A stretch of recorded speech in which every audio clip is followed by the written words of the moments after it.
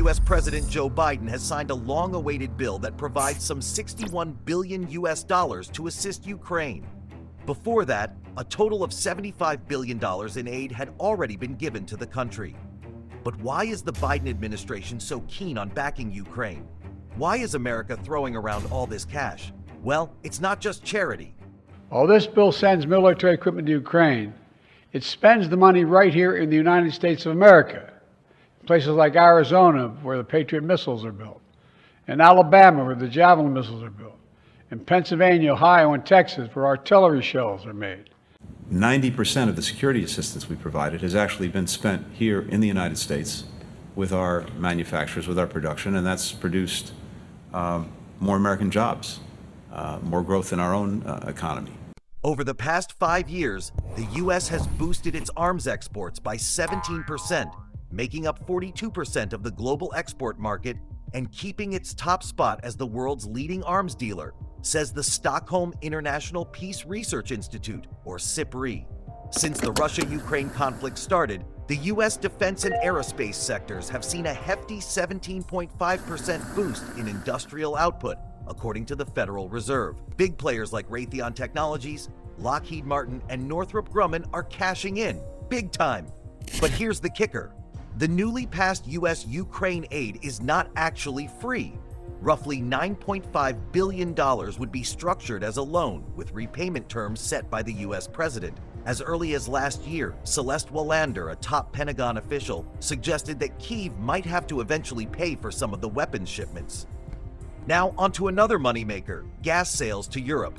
Over the past 2 years, the EU has been following America in imposing sanctions on Russia and swearing off its Russian gas addiction. Instead, they're turning to America's liquefied natural gas, or LNG. This supply diversification strategy has made the U.S. the world's largest exporter of LNG. In 2023, almost half of Europe's LNG came from the U.S. But here's the catch. U.S. gas ain't cheap. That even got French President Emmanuel Macron and German Economy Minister Robert Habeck to complain. Some friendly countries are charging astronomical prices for gas.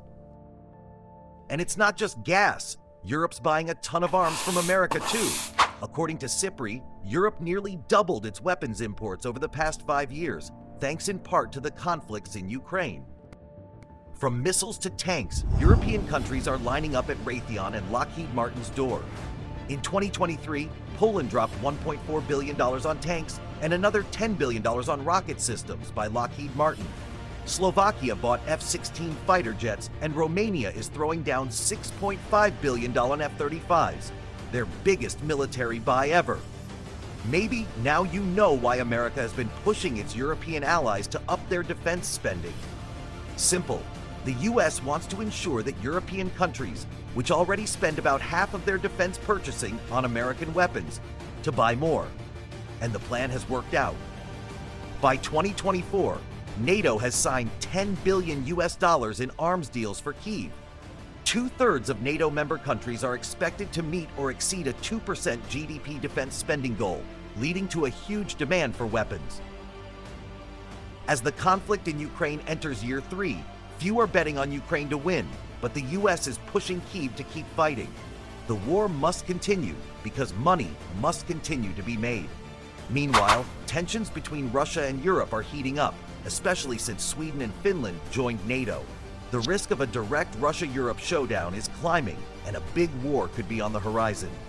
But the question everyone should be asking is, who is going to cash in?